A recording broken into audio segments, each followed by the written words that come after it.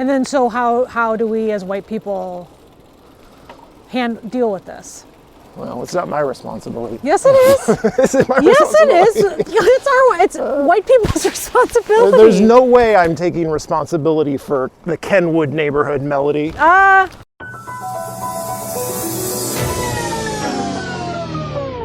rolling. We're rolling.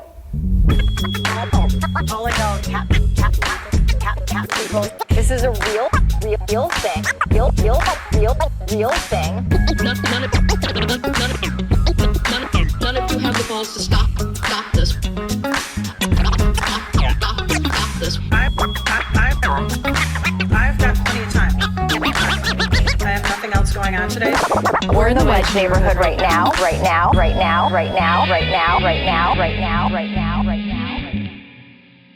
just going to go. You're going to say nothing about where we are? Wait, this isn't my podcast. There's no script. We don't know what we're going to say yet. Do you have video too? What's this? There's a video component. Oh my gosh. You didn't know that? Fancy. I guess I should kind of take this remember. off. There we go. There it is. Am I in the frame now too? I can't see Yeah, myself. it's 360, so you're always going to be in the frame. Yeah. Okay, here we are hanging out in the pencil. It's the Wedge Live Bike Ride podcast here at Lake of the Isles, right in front of the Lake of the Isles pencil. And I'm here with Melody Hoffmann. Melody, the tragedy has happened in your life recently. Yes. And is this your first public appearance since? I guess, well, I did an interview with MinnPost. Oh, you did? MinnPost, with my accent there. But yeah, it is my first public appearance. You can claim that. Okay. SouthwestVoices.news recently downsized, and you were downsized. Yep, me and Brianna, And so the two full-time people. it was a sad moment for a lot of people because I consider you a local treasure. Oh, thanks, John. We take good things for granted. We thought Melody would be around forever. Is it like going to your own funeral? Is it one of those situations? Wow, now it feels that way. I guess I haven't really processed it a lot yet. I have in some ways because people have reached out and said that they're going to miss it. But it hasn't been that long yet where it hasn't hit me yet, I guess. I haven't really processed it because I've been just resting right now. Do you want to bike it out? Yeah, let's bike it out. Bike out your sadness. But can I say I do frustration? want to plug something. I did interview the John Higgins, him and his wife Amy, they are the makers, they're the owners of this pencil. And I interviewed him and it's a really great interview. And it's on southwest.voices.news.com.net. We can talk about it on our bikes. Let's get moving. Okay. I just wanted to say that before I forgot. I have ADHD. We'll have plenty of time to talk about. We're going to ping pong. We have time, from but do issue we to issue. remember? That's a different story. So what comes next for Melody? Well, I'm looking at a bunch of different journalism opportunities.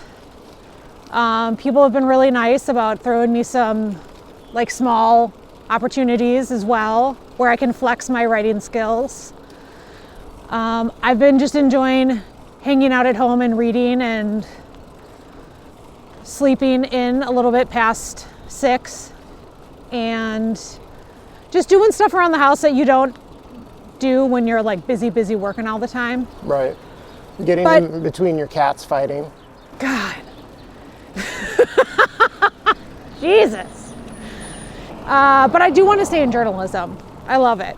I came from a teaching background. Did you know that? I did know that. I think we've been over that. I've been on the show enough. You would think that. And what do you think that brings to your journalism? Are you bringing an extra humanity? What are you bringing that's extra? Well, yeah, because the interesting thing is part of my teaching was teaching media and teaching people about journalism, which included running a news organization for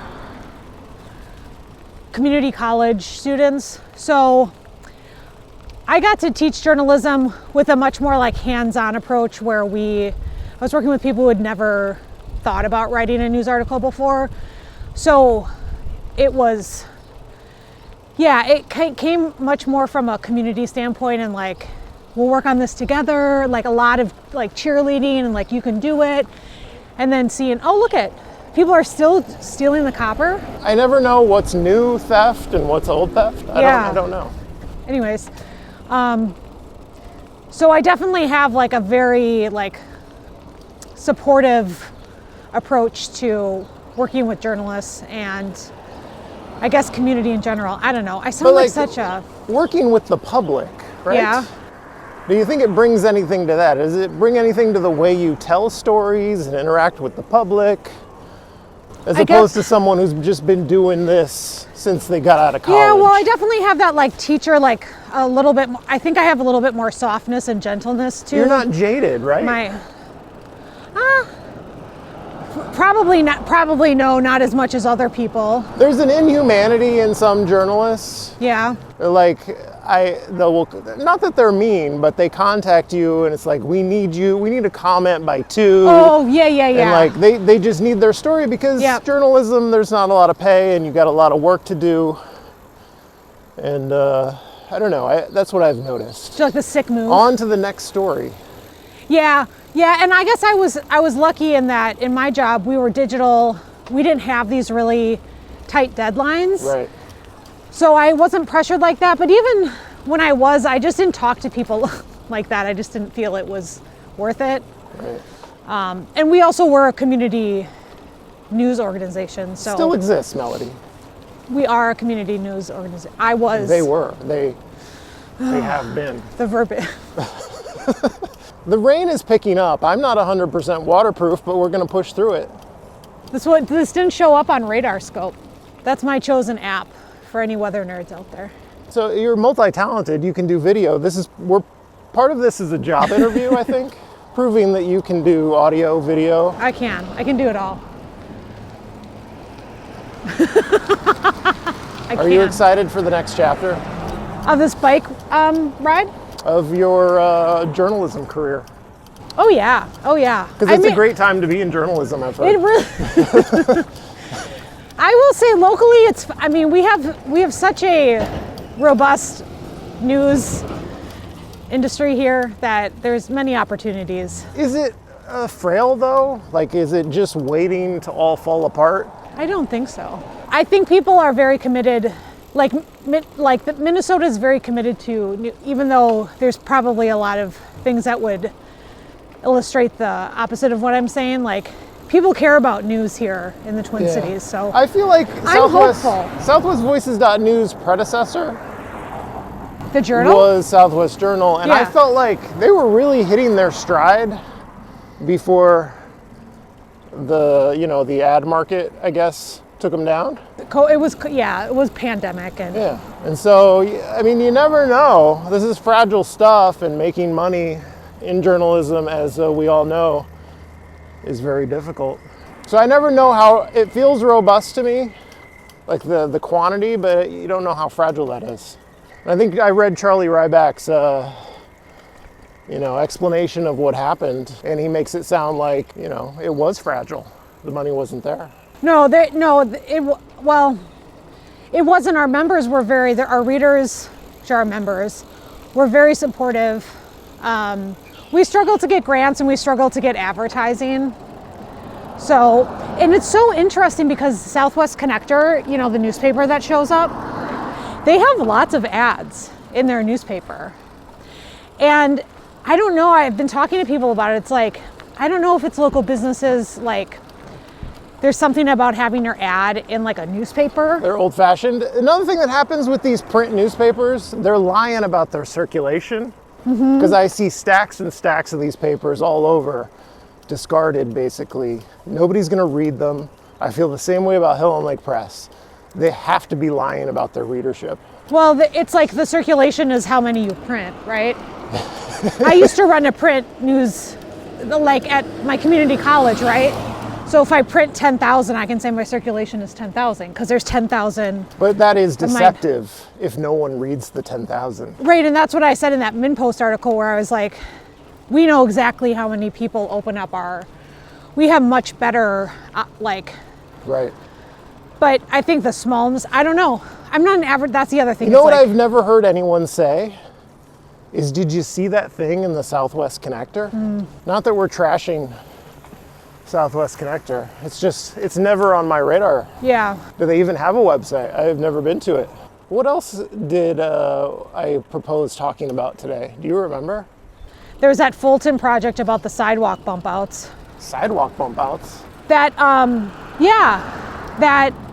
the Fulton neighborhood has a redevelopment plan. There's a redevelopment plan going on in the Fulton neighborhood, and they're going to be redoing the streets. And if you look in the street plan, there are all these bump outs in it. And all those bump outs represent parking getting taken away. And when I contacted the city about it, they won't give me the amount of like parking being taken away. Because they don't want to talk about it. Because they don't want to talk. Is it becoming a controversy? Yes. Well, there's community members. It's Fulton. Is it parking that hard to come by there? It looks like a lot of parking. Like, okay, whatever you care about parking, it doesn't matter. Like, it's not just like one or two bump outs. Like, it's a lot of bump outs. Like, there's going to be a lot of parking being taken away. So here, knowing nothing about this story, Yeah. maybe they're taking a lot of parking away. Yeah. Because there is such little demand for parking that But it they're not widens the street and makes it so people drive faster. But they're not, this is the problem. This is just like I'm a free agent right now, Yeah. open free analysis. Like, they're not talking about it and they're like hiding it. So a community member who reached out to me was like, they're taking away parking and they're not talking about it and they're hiding it. And like when the city, when I reached out to the city for comment, they gave me like their answer that did not, because I asked how many parking spots are being taken away, or I framed it in a less biased way. They said it's in the planning stage, blah, blah. They wouldn't even give me an estimate, so they're like avoiding the topic. Right. And hiding it. Because they get reamed every time they talk about it. Yeah, but then like what you said, just come out and say something like, we've done a parking analysis or whatever. But by hiding it, you're getting, now all the community members can get all ramped up about it with no knowledge. Community members, just relax. We have enough parking. Anytime I'm in Southwest, it's like this parkway here. Nobody's parked and it's wider than it needs to be and people drive faster than they need to. I'm defending public works staff based on no knowledge. Maybe they haven't done this analysis and they're just eliminating parking for no reason. And that's like what it seems to me it might be. It's like what they did to 26th Street in the Wedge. The reason there's that humongous buffer on 26th and 28th isn't because the bike lane needed that buffer. It's because people were driving way too fast and we didn't need all that street space devoted to cars. It was unsafe. So, but you're right, they should make the case. We need to be more straightforward about why we do things because there are good arguments for fixing our streets. I've been thinking for years we need to have cameras set up public engagement on these streets that are slated for reconstruction so that we can show the wild behavior, the wild driver behavior. Like at the public meeting where people are amped up and ready to complain, show them a highlight reel of like 60 seconds of the wildest, close calls, car accidents on a street and say, do you want this to continue or would you like us to fix this? And you propose like the city to do that, or do you want to, okay. Because we have a bunch of cameras. I've been to the traffic control center or whatever it's called. They've got cameras at a bunch of intersections. And maybe you could set up new ones if you're doing a particular street. But do you think that they would take on what would be considered a biased angle like that? I mean, it might be considered a biased angle, but it's really just demonstrating the current conditions of the street. I guess if you're highlighting the worst moments, maybe that's a bias. You're not showing the normal driving behavior. But I mean, I get what you're saying. I'm not trying to poo-poo your idea. Right. That sounds like a really good idea for an advocacy group. Advocacy orgs don't have resources. Oh, because they can't get access to that. I mean, how would you set up a camera? You'd be worried about the camera being stolen. I feel like the city has cameras or could easily obtain cameras. They measure traffic. Like they do this kind of stuff. Right. I don't know. Right, and you can't ask an advocacy org to sit there all night. Because, when we see crime on TV and it's something happens downtown and we get security cam video of the awful, no good thing happening. Yeah. And it's like, well, we need to do something. This is a problem. maybe a series of cameras designed to pick up awful traffic situations. Like we have traffic cameras. We see awful crashes on the news a lot, but it's usually when somebody dies. Maybe we could show the close calls, the pedestrian nearly getting hit and throwing up their arms like, what the F? Yeah. So it's George Floyd, the anniversary was 2 days ago? Yeah. Sunday? Today is Tuesday as we record this. Yeah. And you wrote a book I did. dealing with racial issues. Mm-hmm. I'm less comfortable talking about race. Okay. And so I thought we could talk a little bit about that. Sure. What is different about George Floyd's murder is we didn't move on. Like we made a big ruckus. Mm-hmm. And we recognized something that had been a problem forever and we hadn't done anything about. Mm-hmm. And maybe that had to do with the pandemic. I don't know. There's lots of theories about why this time was different. Yeah. And another way it seems different to me is the way, like, white people were affected. Some of them, like, out of a sense of, oh, like the humanity and the inhumanity of that moment really affected people. But I think there's another way. It was like it hit across race. The sense that, like, your government had abandoned you. Mm-hmm. Right? Like your government had disdain for you, a government institution like MPD. Yeah. Like that's not a feeling white people are accustomed to. So I see a lot of resentment in Southwest.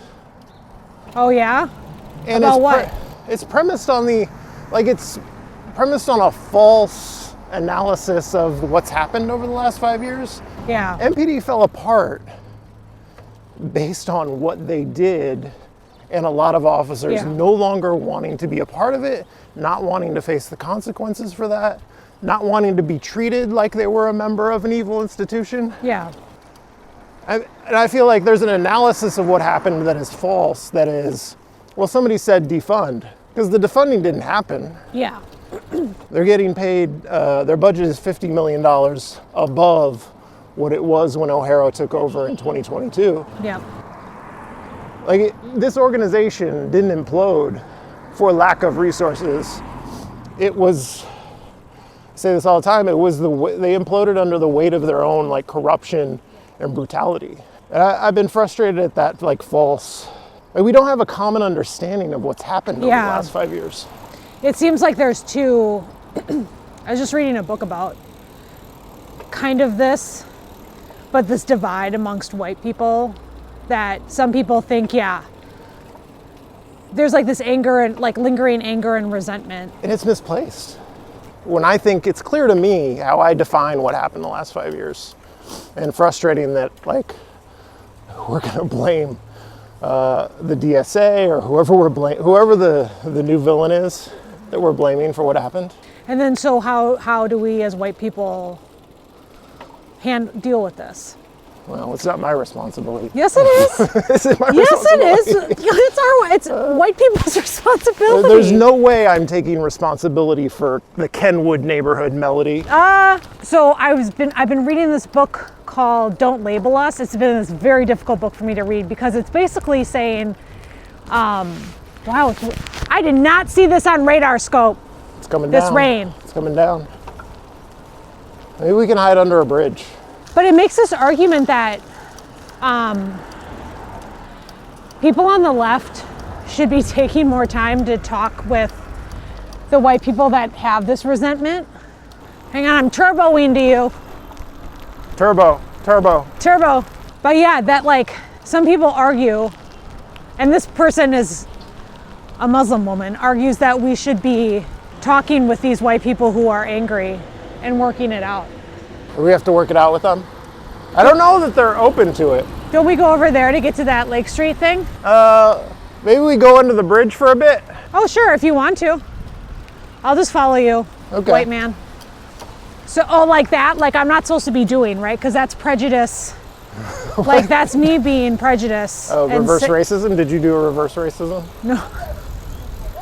But stereotyping, like the left. Oh, well, let's see it. Nice. Where is it? I'll show you right now. You say you want to see it? You got a bass? I got a big fucker. Excuse my language, but a big one. Oh, well, bring it up to the camera. We have a camera here. 6 pounds? Look at that. Look at that bad boy. Lake of the Isles. Right there, right in the corner, right there. Wow. He hit it twice. Actually, he hit it 3 times. And the first time I didn't land it, second time I couldn't do it, and then that third time he hit it one more time, and then that's when I got him again. Well, congratulations. Yeah. That's awesome. Yeah. Thanks for showing Very it to cool. us.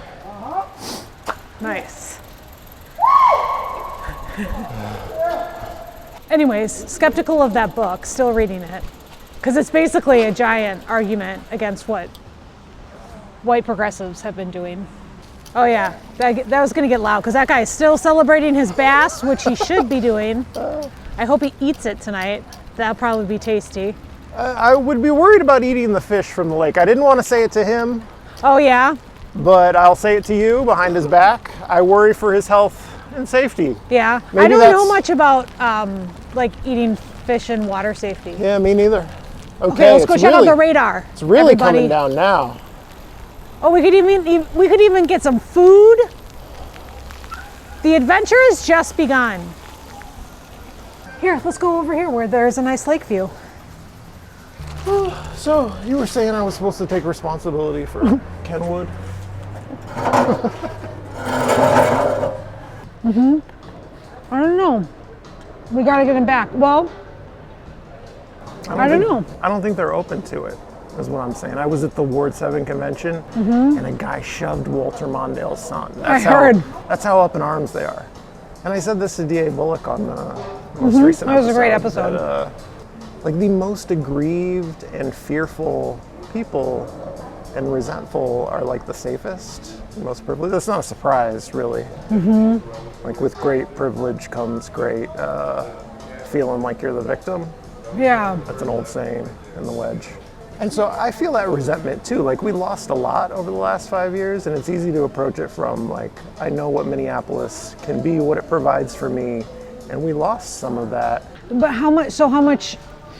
So then there's this discussion about, in this book I'm reading, it's like, no, I won't even frame it around the book I'm reading. It's like, so then we have to have discussions around like, okay, we're gonna have to have some, I just feel like we had these conversations in 2020. Like, okay, yeah, we're gonna have to have some difficult conversations around how your worldview is not the only worldview, and we're gonna prioritize some other things right now. Not only is it like they have a different worldview, I feel like they have the wrong worldview. And I'm not even talking about, like, we're funding the police. And they believe Katie Cashman defunded the police, and she didn't vote for the new police contract. She voted for the increases to the police budget.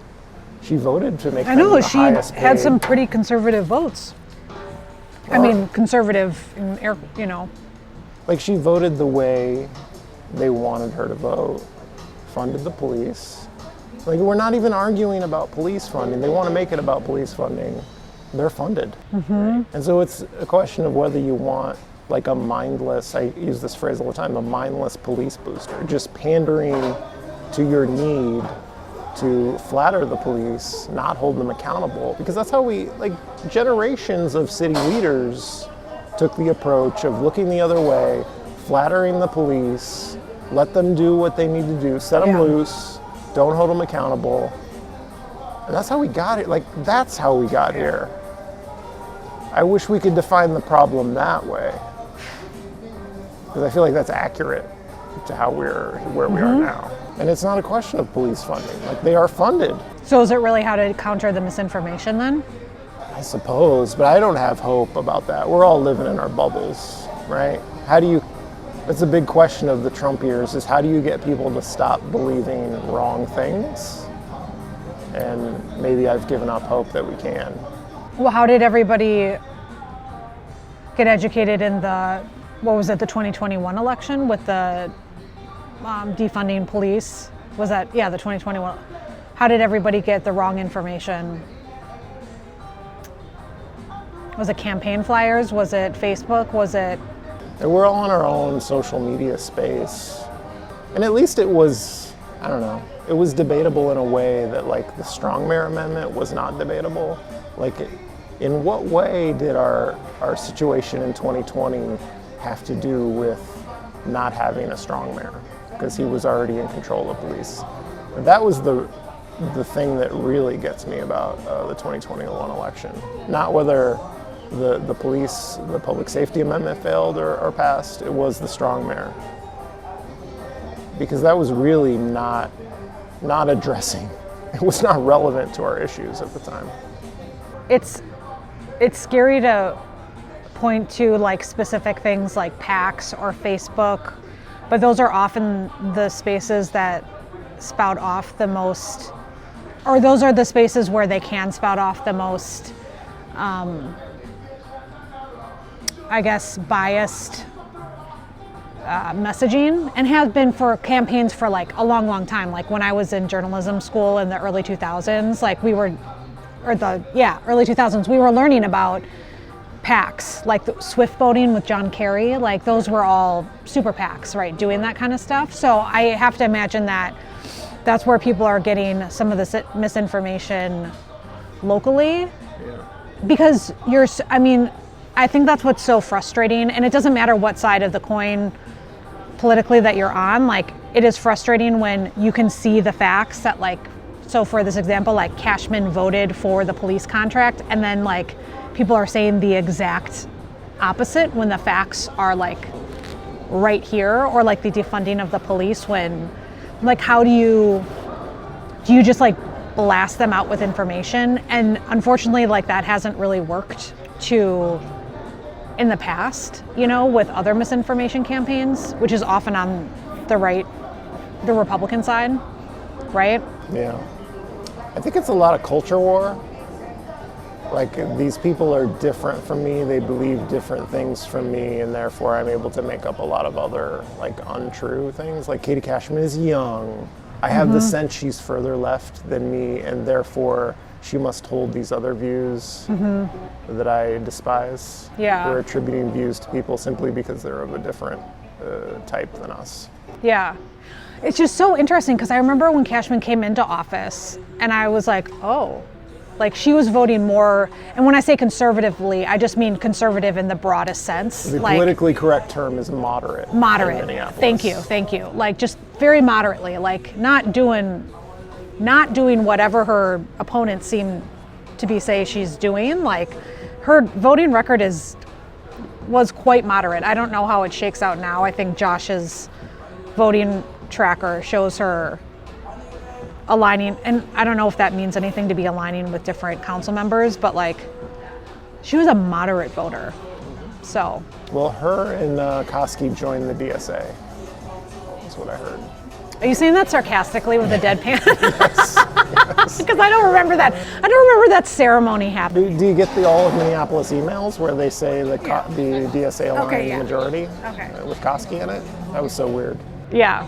Another one who doesn't. Koski votes very all over the place. And there's this idea like, oh, the DSA is taking over and we have to root them out. But what they're doing is rooting out the actual moderates. Yeah. We have so few people in the middle. Yeah. We have a left that's going further left. Nobody recognizes that we have a right that's going further right. Yeah.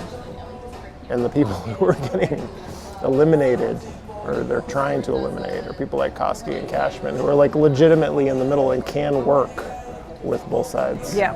Great. Good landscape. It feels a lot like national politics. Local politics is becoming more like national with the PACs and the polarization. And I don't want to be a person who like gets old and complains about polarization. It's usually an old, irritating man who does that. Yeah. But it's happening. Well, I really hope that whatever leadership happens in November can change the tenor and the culture at City Hall. I think we're going to have a whole lot of the same. My sense is the Mayor Fry is running a winning campaign. I don't want to demoralize any of his opponents.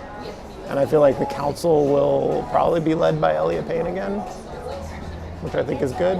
I don't know that the dynamic is going to change. Maybe it'll change because, assuming Mayor Fry wins, he's a lame duck at that point. I don't know if that makes him better or worse to be a lame duck. He says he's not going for a fourth.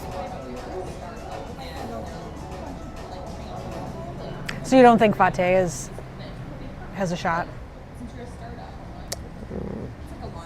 No. Because you got to get Southwest. I mean, you have to. They're voting, if people aren't aware, and I'm looking right in the camera to say this, You have to be I'm competitive. saying that the voting turnout in Southwest is extraordinarily high compared to other places, and that's the only reason I'm saying. You have to keep the margins down. If you get murdered in Southwest, then it's difficult to make it up elsewhere. He means that theoretically, Electorally murdered. literally Electorally. murdered, yeah. What are your thoughts on Jason Garcia running for park board? They are a common and regular host here on Wedge Live. It's creating lots of problems for me as the host of the Wedge Live podcast. Do you need another co-host that is a free agent? I do, yeah. Are you willing to be a part of the team? I can be right now as I'm a free agent for a while. This is also the first episode since I got my subpoena. I got subpoenaed. Oh, I know. Complaint. I don't, and I'll have to call my lawyer if we talk too much about it. Okay, we can't talk about it. But that was interesting. As a journalist, I'm extremely interested and have sent my support to your lawyer. I don't know what would possess someone to do such a thing. You've gotten in trouble with multiple people.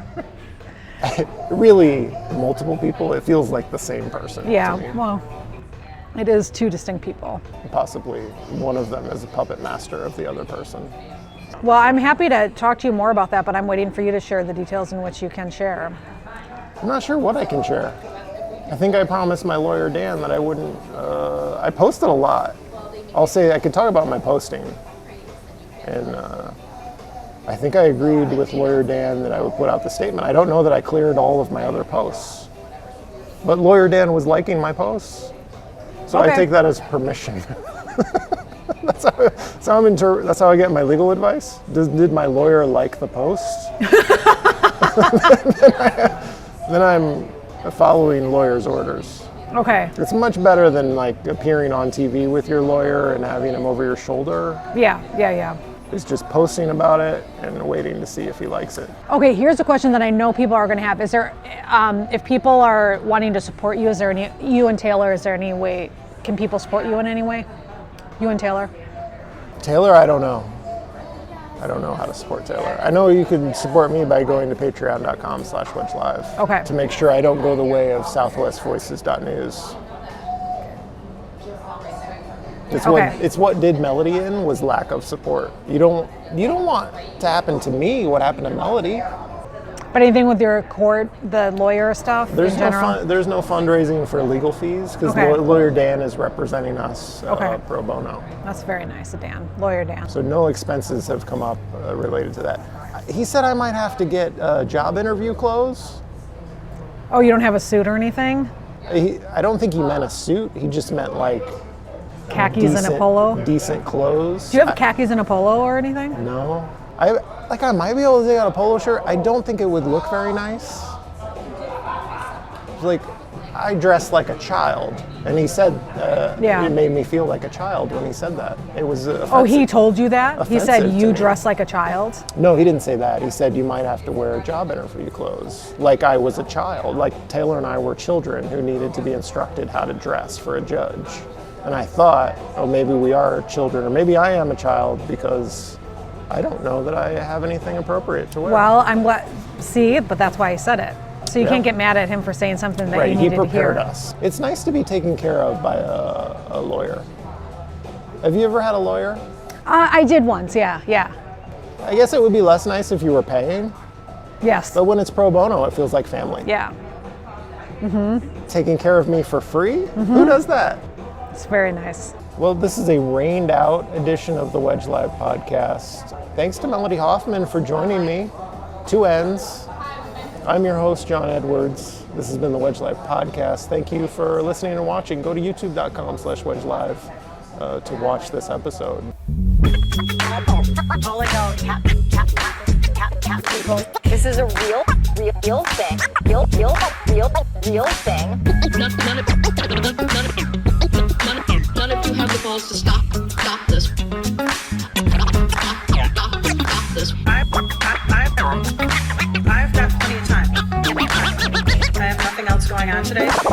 in the Wedge neighborhood right now, right now, right now, right now, right now, right now, right now, right now, right now.